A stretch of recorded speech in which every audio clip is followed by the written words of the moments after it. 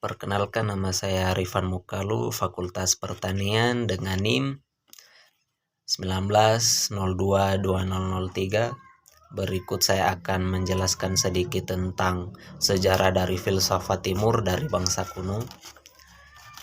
Sebagai berikut. Sejarah merupakan bagian dari kehidupan yang integral dan banyak yang dapat dipelajari darinya. Perjuangan dan kerja keras orang yang hidup di masa lampau merupakan satu aspek yang bisa dipelajari oleh mereka yang hidup di zaman sekarang.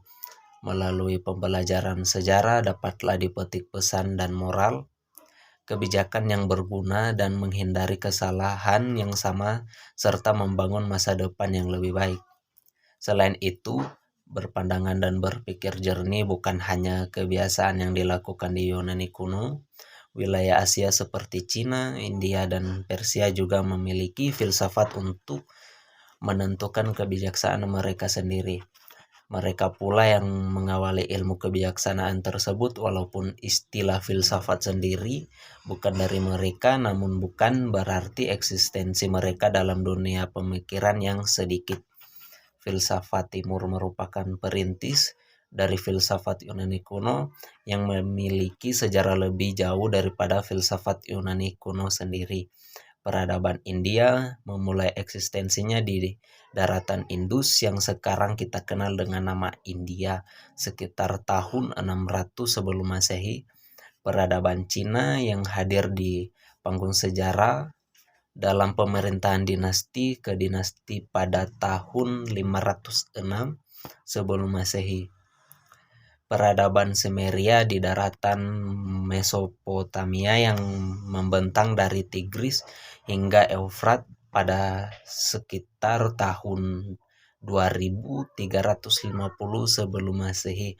Mereka bermukim di daratan rawa dan padang rumput berair yang terdapat di dalamnya negara-negara dan kota yang saling hidup berdampingan selama 5 atau 6 abad pertama di sejarah peradaban mereka. Berawalan dari pemikiran-pemikiran para filsuf yang mengembangkan ide-ide mereka di Cina, India, dan Persia, maka lambat laun filsafat mereka berubah menjadi agama yang dianut oleh banyak orang. Pada kerajaan Persia, Zarathustra mengembangkan pemikiran Zoroastrianisme atau agama Mazdayasna. Kekaisaran Cina juga memiliki Konfusi yang mendirikan kebijaksanaan Konfusianisme dan Laozi yang memiliki jalan pemikiran sederhana yang disebut Taoisme. Peradaban India sebenarnya telah memiliki filosofi yang sekaligus dibuat sebagai lokal yang disebut Jainisme, namun dianggap ada saat Mahavira menjadi nabi ke-24 bagi agama ini. Dan bersamaan-samaan juga dapat Siddhartha Gautama yang mendapatkan pencerahan dengan bertapa di bawah pohon Asata yang kemudian menjadi agama Buddha. Brahmanisme atau Hinduisme juga telah menjadi agama yang berkembang di India selain puluhan tahun sejak zaman filsafat India bermula. Kemudian agama-agama besar tersebut berkembang pesat.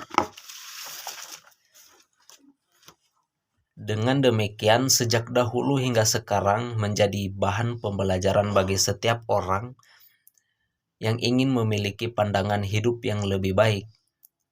Dengan banyaknya filsuf yang menyebarkan ajaran dan penganut yang mengimaninya, setiap ajaran filsafat ini kemudian berkembang menjadi agama yang dipercayai di daerah tersebut, baik itu di Cina, India, maupun Persia yang ada di Iran.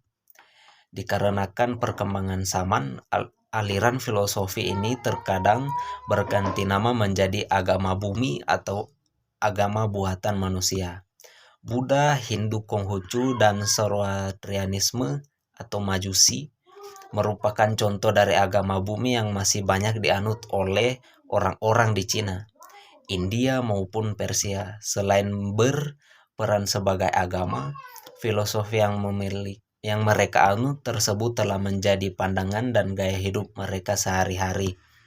Hal ini terlihat ketika berkomunikasi dengan sesama penganut maupun beda keyakinan, lagi pula dengan tantangan agama yang lebih besar seperti Islam, Nasrani, dan Yahudi. Agama-agama ini masih dianut oleh masyarakat yang telah cocok dengan agama tersebut sejak lama. Demikian, sampaikan banyak terima kasih.